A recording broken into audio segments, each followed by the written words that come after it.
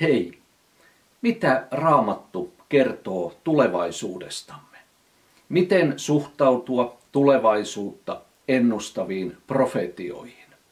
Vastauksia löydämme tutkimalla koko Raamattua. Lisäksi tarvitsemme oikeaa tulkintaa kuhunkin Raamatun kirjaan. Lähdetäänpä siis löytöretkelle Raamattuun ja profeetallisuuteen. Otan esiin koko joukon asioita ja tulkintoja.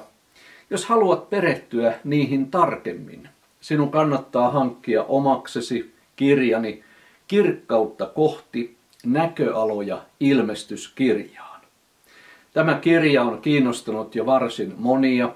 Ensimmäinen painos myytiin loppuun, mutta nyt saatavilla on toinen painos. Tulevaisuus avautuu Raamatun valossa. Olet tervetullut löytöretkelle lopun ajan keskeisiin tapahtumiin. Katselemme ajankohtaista ja tuoretta näköalaa tulevaisuuteen. Ja tässä ensimmäisessä osiossa tarkastelemme Vanhasta testamentista avautuvia tulevaisuuden näköaloja. Katselemme tulevaisuuden ja toivon näköaloja. Sillä kuten luemme profeetta Jeremian kirjan luvusta 29 jakeesta 11, siellä sanotaan näin. Minulla on omat suunnitelmani teitä varten, sanoo Herra. Minun ajatukseni ovat rauhan eivätkä tuhon ajatuksia. Minä annan teille tulevaisuuden ja toivon. Siispä väärät pelot pois. Aivan liikaa on näissä Raamatun tulevaisuuden näköalakeskusteluissa mässäilty erilaisilla peloilla. Jumala antaa meille tulevaisuuden ja toivon, katselemme rohkeasti tulevaa kohti. Raamatun profeetallinen sanoma avautuu edessämme yhä tarkemmin. Toteutuu se, mitä on sanottu Danielin kirjan luvussa 12, jakeessa 4. Mutta sinä, Daniel, lukitse nämä sanat ja sinetöit tämä kirja lopun aikaan asti. Monet tutkivat sitä ja ymmärrys lisääntyy. Elämme aikaa, että ymmärryksemme on todellakin lisääntynyt monista tulevaisuuteen liittyvistä Raamatun näköaloista. On palattu Raamatun juutalaisille juurille. Ymmärretään Raamattua sen kirjoittamishetken käsityksistä käsiin. Lisääntyvä ymmärrys on myös sitä, että siirrymme antikristuskeskeisyydestä kristuskeskeisyyteen. Emme todellakaan odota antikristuksen tuloa. Odotamme Kristuksen paluuta. Hän tulee voittajana ja voittamaan. Hän tulee asettamaan kaiken ennalleen.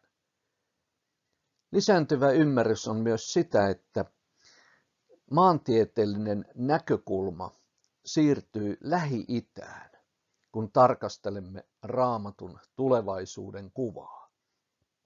Israel on keskipisteenä ja samalla meille avautuu, mikä on islamin rooli viimeisten aikojen tapahtumissa. Lisääntyvä ymmärrys on myös sitä, että hylkäämme viime vuosisatoina ja vuosikymmeninä vallinneet väärät tulkinnat.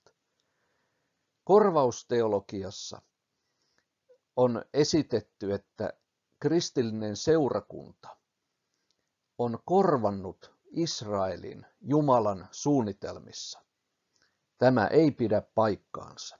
Jumala on tehnyt Israelin kanssa ikuisen liiton ja viimeisinä aikoina oma osansa on niin Israelilla kuin pakana kristityillä. Dispensationalismissa pelastushistoria on jaettu eri aikakausiin ja on esitetty, että kuhunkin aikakauteen liittyisi oma pelastuskäsityksensä. tämä ei pidä paikkaansa. Jumalalla on yksi ja yhtäläinen pelastussuunnitelma kaikille ihmisille. Myös tempaukseen liittyen on esitetty käsityksiä, jotka eivät pidä paikkaansa. On esitetty, että tempaus tapahtuisi jo ennen ahdistuksen aikaa. Kohta tarkastelemme lukuisia Raamatun kohtia, joista löydämme oikeita käsityksiä tulevista tapahtumista, ja ne tulevat esiin niin selkeästi, että oikeasti voimme hylätä koko joukon vanhentuneita vääriä tulkintoja. Tilalle löydämme raikkaita, rohkaisevia tulevaisuuden näköaloja. Pelkojen tilalle tuleekin toivo ja luottamus. Jo Mooseksen kirjoissa avautuu mielenkiintoinen profeetallinen näköala viimeisiin aikoihin. 3. Mooseksen kirjan luvussa 23 luemme näin. Herra sanoi Moosekselle, sano israelilaisille, nämä ovat Herralle omistetut juhlaajat, minun juhla-aikani, jolloin teidän tulee kutsua kansa koolle pyhään kokoukseen. Millä tapaa tämä ilmoitus on profeetallinen? Ilmoitus juutalaisen kansan juhlaajoista. Jumala kertoo tässä, kuinka hän haluaa kohdata kansansa erityisellä tavalla määrääminään juhla-aikoina. Juhla-ajoilla on tietysti ollut läpi historian oma juhla-aikamerkityksensä juutalaiselle kansalle.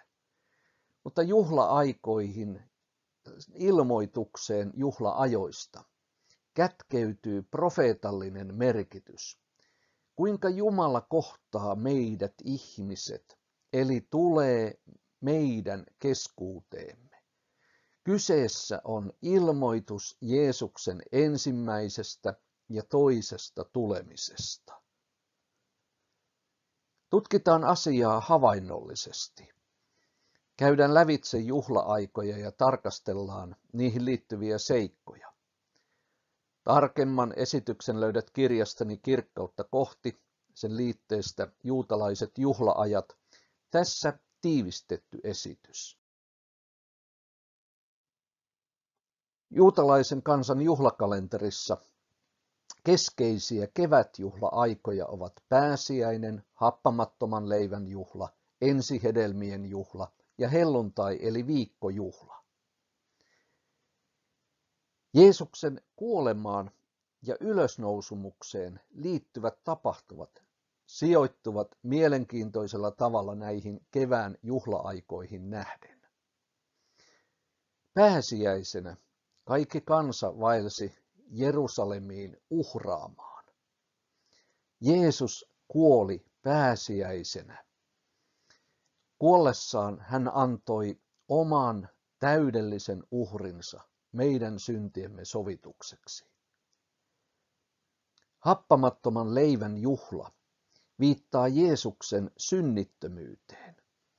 Hän kuoli synnittömänä. Ensihedelmien juhla viittaa Jeesuksen ylösnousumukseen. Nousihan hän esikoisena kuolleista. Hän on ylösnousseiden ensihedelmä. Ja samana keväänä, kun tapahtui Jeesuksen kuolema ja ylösnousemus, samana keväänä tapahtui Pyhän Hengen vuodatus, jolloin kristillinen seurakunta syntyi. Ja se on kristittyjen ensimmäinen helluntai. Siis on mielenkiintoista, kuinka Jeesuksen kuolemaan ja ylösnousemukseen liittyvät tapahtumat sijoittuvat juuri kevään juhla-aikoihin, myös niiden aikatauluun. Juutalaisessa kalenterissa on 3 keskeistä syysjuhlaa: pasunansoiton juhla, suuri sovituspäivä ja lehtimajan juhla. On mielenkiintoista tarkastella, sijoittuvatko Jeesuksen paluun tapahtumat syysjuhlien aikaan. Me tiedämme, että tempaus tapahtuu suuren pasuunan soidessa. Tästä kerrotaan meille muun muassa ensimmäisessä tessalonikalaiskirjeessä. Onko näin, että tempaus tapahtuu, seurakunnan ylöstempaus, pasunansoiton juhlan aikaan? Jom Kippur, eli suuri sovituspäivä, on yksi suurimpia juutalaisia juhlia. Se todellakin tarkoittaa suurta sovituspäivää. Tapahtuuko silloin Jeesuksen paluu, eli kuten Sakarian kirjasta luemme, juutalainen kansa katsoo Jeesukseen silloin vapahtajanaan ja koko Israel pelastuu. Ja siitä alkaa suuri juhla, lehtimajan juhla, eli 1000-vuotinen valtakunta. Onko näin, että Jeesuksen paluu tapahtuu syysjuhlien aikaan ja tapahtumien eteneminen tapahtuu juhla-aikataulun mukaan? Mielenkiintoinen kysymys, jota jäämme odottamaan. Kuinka viimeiset tapahtumat avautuvat psalmeissa ja profeettojen sanomassa? Havaitsemme tiettyjä keskeisiä seikkoja. Israel on aina keskipisteenä. Näemme Israelin ympäröivien islamilaisten valtioiden hyökkäyksen kohteena. Ja Herra itse tulee Jerusalemiin, fyysisesti läsnä olevaksi. Onko näin? Tarkastelkaamme profeettojen kirjan sanoja. Ensin tutkimme psalmia 83. Siellä sanotaan näin. Sinun vihollisesi riehuvat, nostavat uhitellen päätään. He sanovat, me tuhoamme heidät. Tehdään loppu koko kansasta, niin että Israelin nimikin unohtuu. He ovat yksissä tuumin tehneet liiton, kaikki he ovat sinua vastaan. Edomin telttakunnat ja ismaililaiset, Moab ja haagarilaiset, Gebal, Ammon ja Amalek, Filistea ja Tyyroksen asukkaat. Assyriakin on liittynyt heihin, tullut avuksi Lootin jälkeläisille. Kun luin tätä tekstiä, niin oliko siinä jotain tutun kuuloista? Me tuhoamme heidät, tehdään loppu koko kansasta niin, että Israelin nimikin unohtuu. Kun seuraamme uutisointia Lähi-idästä, kuulemme juuri tällaista kieltä terroristijohtajien puheissa, Hisbollahin johtajien ja Hamasin johtajien puheissa, Iranin johtajan puheissa myös. Mutta tässä psalmin 83 kohdassa viitataan erityisesti tiettyihin tahoihin, Edomin telttakuntiin ja ismaililaisiin ja näin poispäin. Tunnistamme nämä paikat maantieteellisesti tämänkin päivän kartassa. Tarkastelemme Syyriaa, Libanonia, Gaasan aluetta ja näin poispäin. Näemme tässä kuvauksen sisemmästä vihamielisestä kehästä Israelin ympärillä. Katselemme tässä karttakuvaa, jossa näemme tämän sisemmän kehän. Tarkastellaan Hesekielin kirjan lukua 38.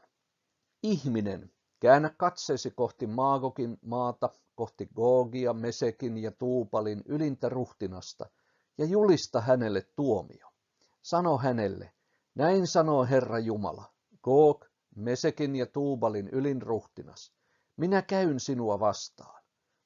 Heidän kanssaan ovat Persian, Nuubian ja Puutin miehet, kaikilla kilvet ja kypärät. Heidän kanssaan ovat Koomer ja Peet-Togarma, kaikki perimmän pohjoisen joukot. Mihin maantieteellisiin alueisiin tässä viitataan? Näemme tässä ulomman vihamielisen kehän Israelin ympärillä. Maagog, Goog, Mesek ja Tuupal, Gomer ja Peet-Togarmakin löytyvät Turkin alueelta. Viittaus Persiaan, Nuubiaan ja Puutin miehiin on viittaus Iraniin, Sudaniin ja Libyaan. Katselemme karttakuvaa, näemme todellakin ulomman vihamielisen kehän Israelin ympärillä. Entä profeetta Joelin sanoma? Katsokaa, mitä tulee tapahtumaan. Tuohon aikaan minä käännän Juudan ja Jerusalemin kohtalon. Minä kokoan kaikki kansat Joosafatin laaksoon ja käyn siellä oikeutta niitä vastaan oman maani ja kansani Israelin tähden. Ne hajottavat Israelin muiden kansojen sekaan ja jakoivat minun maani. Katse on Jerusalemissa. Katse on siinä, mitä siellä tapahtuu. Ja todellakin aivan kuin tämän päivän sanomalehtien uutisista. Huomio on siinä, että pitääkö Israel jakaa. Ja huomio on siinä, kuinka vihamielisyys suuntautuu Israelia kohtaan. Kaikki on edeltä kerrottu. Profeetta Jesajan kirjassa luemme sen luvussa 17. Näin käy, Damaskos ei enää ole kaupunki, siitä on tullut rauniokasa. Jälleen kuin tämän päivän uutisista, kuinka Damaskosta pommitetaan ja taistelut riehuvat siellä, ovat riehuneet viime vuosien aikana. Kuinka edeltä on jo kerrottu, missä taisteluja tapahtuu. Taistelut tapahtuvat Israelissa ja sen lähiympäristössä. Tulevaisuuden tapahtumien painopiste on siellä ja kansoissa, jotka hyökkäävät Israelia vastaan. Profeetta Sakaria kiinnittää samoin katsettamme Jerusalemiin. Ja hän puhuu hyvin paljastavasti, ketkä hyökkäävät Jerusalemia kohtaan. Siellä Sakarian kirjan luvussa 12 sanotaan näin. Minä teen Jerusalemista juovuttavan maljan kaikille ympärillä asuville kansoille. Sinä päivänä minä hävitän kaikki kansat, jotka hyökkäävät Jerusalemia vastaan. Mutta Daavidin sukuun ja Jerusalemin asukkaisiin minä vuodatan armon ja rukouksen nöyrän hengen. Ja he kohottavat katsensa minuun, kohottavat katsensa häneen, jonka ovat lävistäneet. Tässä on selvä kuvaus siitä, kuinka Israelin hyökkäävät maat ovat niitä, jotka ovat Israelin ympärillä. Ja Jumalan viha tulee suuntautumaan niitä kohtaan. Jeesus itse puolustaa kansaansa. Ja tässä yhteydessä näemme, kuinka kyseessä on myös aika, jolloin Israelin kansa pelastuu. Herra itse lähtee sotaan viholliskansoja vastaan, niin kuin hän on lähtenyt ennenkin vihollisen hyökätessä. Hän seisoo sinä päivänä Öljymäellä, joka kohoaa Jerusalemin itäpuolella, ja Öljymäki halkeaa kahtia idästä länteen. Sitten Herra, teidän Jumalanne, tulee Jerusalemiin, ja kaikki pyhät ovat hänen mukanaan. Mutta kaikki niiden pakanakansain tähteet, jotka ovat hyökänneet Jerusalemia vastaan, käyvät vuosi vuodelta sinne ylös kumartain rukoilemaan kuningasta, Herraa Sebaotia, ja viettämään lehtimajan juhlaa. Tässä näemme, kuinka Jeesus itse tulee fyysisesti palaamaan Jerusalemiin, asettamaan jalkansa Öljymäelle. Ja kaikki pyhät ovat hänen mukanaan. Kyse on todellakin viimeisistä tapahtumista. Ja Jeesuksen paluun jälkeen kaikki kansat tulevat viettämään lehtimajan juhlaa Jerusalemiin. Tässä näemme, kuinka juhla-aikoihin liittyvä profeetallinen sana käy toteen. Syysjuhliin liittyvä profeetallinen sana Mooseksen kirjoissa. Danielin kirja on vanhan testamentin ilmestyskirja. Tässä tarkastelemme erityisesti Danielin kirjan lukuja 2 ja 7, joissa on kertomukset Nebukadnessarin unesta, eli uni suuresta kuvapatsaasta, ja Danielin näyt, kuinka Daniel näkee 4 petoa. Mikä on kuvapatsasnäyn tulkinta? Mikä on tulkinta Danielin näkemistä 4 pedosta? On perinteinen tulkinta, jossa kuvapatsaan pää, eli petonäyn leijona, viittaa Babyloniaan. Kuvapatsaan rinta ja käsivarret, samoin kuin petonäyssä karhu, viittaavat Medo-Persiaan. Kuvapatsaan vatsa ja reidet ja petonäyn pantteri viittaavat Kreikkaan. Kuvapatsaan sääret ja jalat ja petonäyn 4. peto viittaavat Roomaan. Tämä on tulkintakuva siitä, mitkä suurvallat olivat olleet olemassa tai olivat edelleen olemassa Jeesuksen ensimmäiseen tulemukseen mennessä, kun hän syntyi ihmiseksi tänne keskuuteemme. Tämä on yleinen, hyväksytty tulkinta, mutta on myös olemassa toinen tulkinta, jossa katse siirtyy viimeisiin aikoihin. Lähdemme käymään tuota toista tulkintakuvaa lävitse ja kerron sen yleisiä perusteita lyhyesti. Tarkemman perustelun löydät esimerkiksi katsomalla TV7-arkistosta Danielin kirjan opetussarjani. Se löytyy nimellä Danielin kirja. Tämä toinen tulkintakuva katsoo eteenpäin, eli viimeisiin aikoihin, Jeesuksen paluuseen, hänen toiseen tulemukseensa. Ja onhan se selvästi sanottu Danielin kirjan 7. luvussa, myös 8. kun kuvataan näitä petoja, että pedot nousevat vasta viimeisinä aikoina. Katsomme todellakin johonkin, joka on vasta tulossa. Petojen tausta on muinaisissa valtakunnissa. Kyseessä on kyseisissä valtakunnissa vaikuttanut henkivalta. Ja mikä on tämä tulkinta?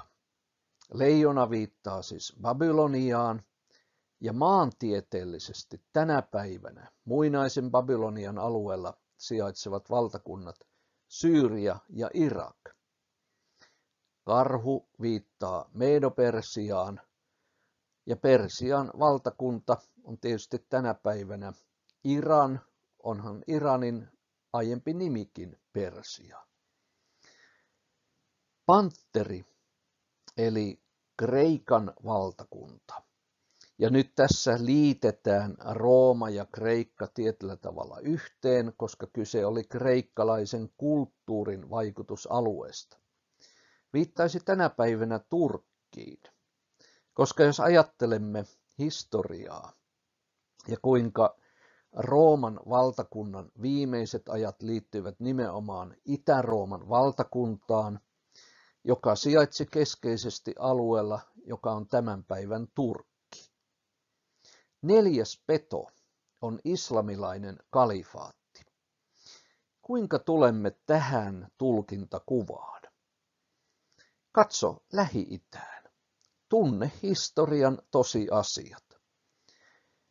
Kun tarkastellaan näitä 4 petoa, eli 4 valtakuntaa, niin Raamatun pohjalta näemme, kuinka valtakuntien jatkumossa kukin valloitti edeltäjänsä. Ja luemme vielä kuvapatsasnäy-kertomuksesta, kuinka 4. murskaa kaikki edeltäjänsä, mutta on sisältä hajanainen.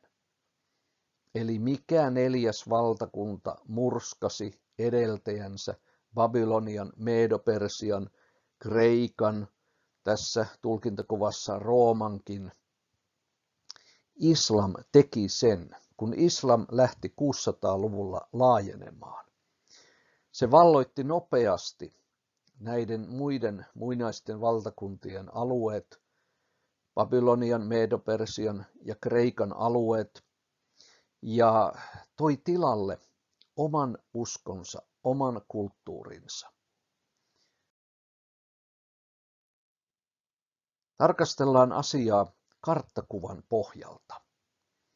Mitkä ovat 4 petoa, eli Lähi-Itää hallinneet 4 suurvaltakuntaa?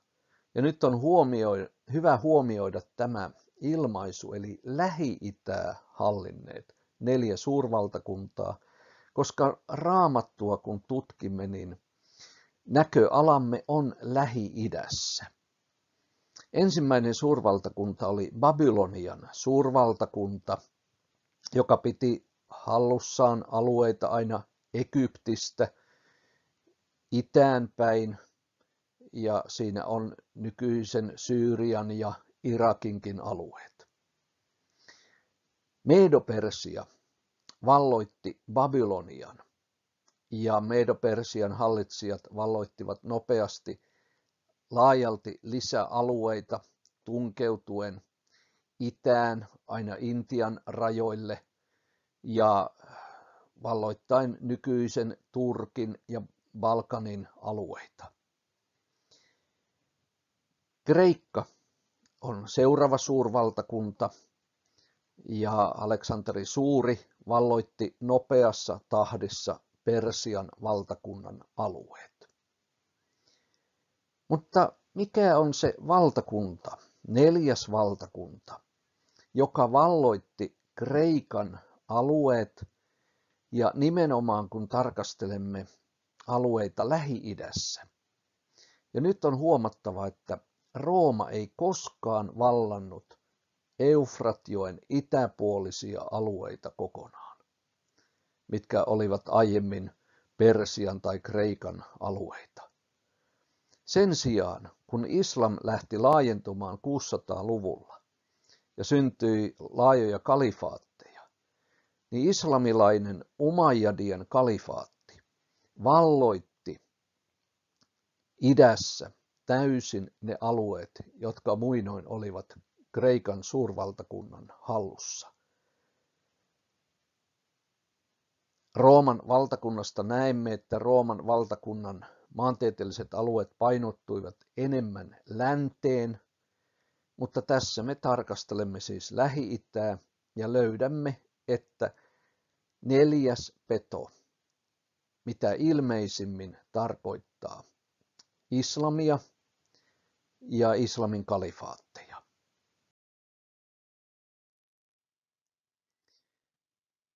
Tutkikaamme tarkemmin Danielin kirjan 2. luvussa olevaa kuvapatsasnäkyä ja mitä siellä kerrotaan 4. valtakunnasta. Vielä on tuleva 4. valtakunta, luja kuin rauta, ja se on murskaava ja rikkova kaikki muut. Tämä valtakunta oleva jakautunut, osittain luja ja osittain hauras. Valtakunnat liittyvät toisinsa aviositein, mutta eivät yhdisty. Tässä tiivistetysti, mitä kerrotaan Danielin kirjaluvussa 2 4. valtakunnasta. Ja jos ajattelemme islamia ja islamin kalifaatteja ja islamin tilannetta tänä päivänä, niin kuvaus on hyvin osuva. Islam on sisäisesti hyvin hajanainen. Sen sisällä on eri uskonsuuntia, jotka taistelevat verisesti keskenään, kuten tiedämme siiojen ja sunnien välisen taistelun tänäkin päivänä. Ja kun islamin historiaa ajatellaan ja kalifaattien historiaa, niin kalifaatit olivat nimenomaan sukudynastioita. Ja siellä valtakunnat liittyivät toisiinsa aviositein, mutta nehän eivät todellisesti yhdistyneet. Ja sen vuoksi islamilainen kalifaatti jatkumo kärsi kuoliniskun demokraattisen Turkin valtakunnan syntyessä vuonna 1923. Mutta tarkemmin, katsellaanpa vielä ilmestyskirjan lukua 17, niin saamme täydentävää kuvaa siihen, mitä Danielin kirjan 4. peto on. Ja ilmestyskirjasta luemme. Enkeli sanoi minulle, miksi ihmettelet? Minä paljastan sinulle pedon salaisuuden, tuon, jolla on 7 päätä ja 10 sarvea. Peto, jonka näit, on ollut, mutta nyt sitä ei ole. Se tulee vielä nousemaan syvyydestä, mutta lopulta se joutuu tuhon omaksi. Tässä tarvitaan ymmärrystä ja viisautta. 7 päätä tarkoittaa 7 vuorta, joilla nainen istuu. Myös kuninkaita on 7. 5 näistä on jo poissa, 6 on vallassa, 1 ei ole vielä tullut, ja kun hän tulee, hänen on määrä hallita vain vähän aikaa. Peto itse, se joka on ollut, mutta jota ei enää ole, on 8. kuningas ja samalla 1 noista 7. Se joutuu tuhon omaksi. Karitsa voittaa heidät. Mitä tämä tarkoittaa? Lähdetään tulkitsemaan. 7 päätä tarkoittaa 7 kuningasta, eli 7 valtakuntaa. Mitkä ovat Raamatun maailmaa, eli Lähi-Itää ympäristöineen hallinneet maailman vallat? Ne ovat Egypti, Assyria, Babylonia, Medo-Persia, Kreikka, Rooma ja Islam, eli islamin kalifaatit ja islam uskontona, kuten tänä päivänä sen tiedämme. Lopun ajan peto on 8. ja 1 näistä 7. Siitä kerrotaan myös, että se on saanut kuolinhaavan päähänsä, mutta paranee. Mikä taho on hallinnut ja hallitsee nyt Lähi-idässä? Vastaus on selkeä. Kyseessä on islam. Egypti ei hallitse Lähi-itää kokonaan. Ei ole enää Assyriaa, ei Babyloniaa, ei Medo-Persiaa, ei Kreikkaa, eikä Roomaakaan. Eikä mikään Euroopan unioni ole sellainen uusi Rooma, joka hallitsisi Lähi-idässä. Vastaus on hyvin selkeä. Kyse on islam. Ja tiedämme todella islamin historiasta ja kalifaattien historiasta sen, että viimeisin suuri kalifaatti, eli ottomaanien valtakunta, hajosi 1923, kun syntyi nykymuotoinen Turkki. Ja kalifaattiajatus on nostanut päätään aivan viime vuosikymmeninä ja vuosina esimerkiksi ISIS-järjestön myötä. Myös tämän päivän Turkin ja Iranin johtajien puheissa asia nousee esille. Ja kun ilmestyskirjassa puhutaan 10 kuninkaasta, niin kun tarkastelemme Lähi-itää, meidän on helppo löytää sieltä 10 valtiota tai tahoa, joiden hallitsijat olisivat palvelemassa islamin keskeltä nousevaa antikristusta.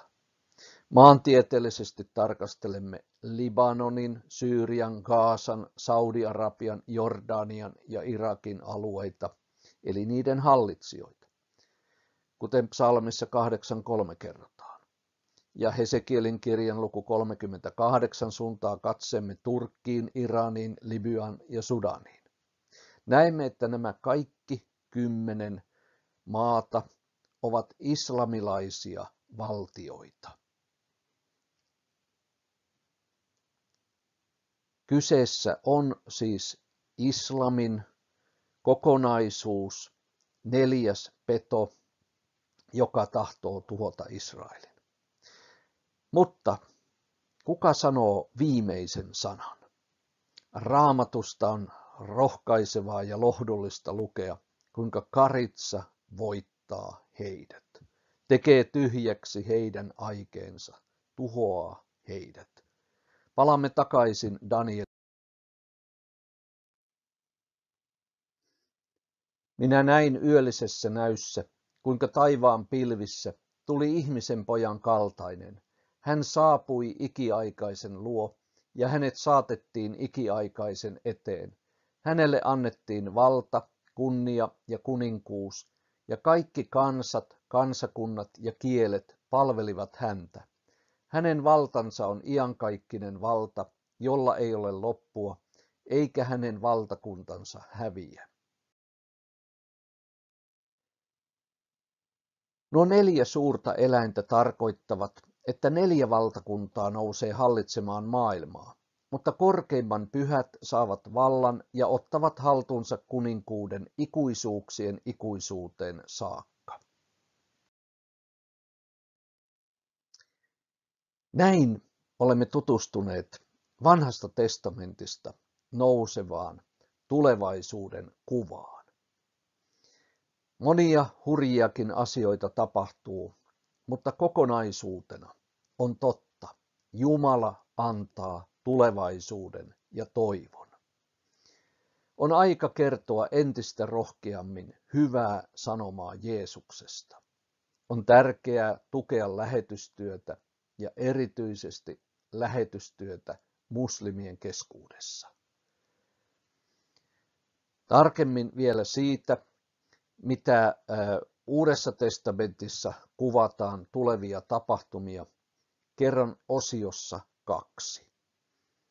Jos haluat jo nyt tietää tätä kokonaiskuvaa, mistä tässä kerroin ja mitä liittyy Uuden testamentin näköaloihin, voit lukea lisää kirjastani Kirkkautta kohti näköaloja ilmestyskirjaan. Kirja ilmestyi TV7-kustannuksen toimesta vuonna 2018. Kirja on 155 sivua laaja. Kirja on ajankohtainen ja tuore tulkinta ilmestyskirjasta. Siinä on esillä koko Raamattu, kaikki ne Raamatun näköalat tulevaisuuteen. Se on Kristuskeskeinen. Se ei mässäile pelkokuvilla, eikä siinä kiinnitetä erityistä huomiota antikristukseen. Kirja on havainnollinen. Siinä on paljon kuvia ja taulukoita. Kirja on vanhoja näkemyksiä tuulettava, uusia näkökulmia avaava. Se on ainutlaatuinen suomenkielinen kooste lopun ajan tapahtumista. Se on saatavilla TV7-kaupasta, kirjakaupoista ja suoraan kirjoittaa. Ja teen tässä hyvän tarjouksen kirjasta. Kirjan ohjehinta on 22 €. Nyt voit tilata minulta kirjan postikuluineen hintaan 20 €. Koskee tilauksia Suomessa. Lähetä tilauksesi sähköpostilla osoitteeseen kari.valkonen@columbus.fi tai puhelimitse numeroon 050 384 3702. Jos vierailet jossakin tapahtumassa, jossa olen puhumassa, voit ostaa minulta kirjaa tapahtumien yhteydessä hintaan 15 € kappale. Ja missä päin olen tapahtumissa kiertämässä, löydät tapahtumatiedot kotisivultani www.karivalkonen.fi. Siunattuja lukuhetkiä.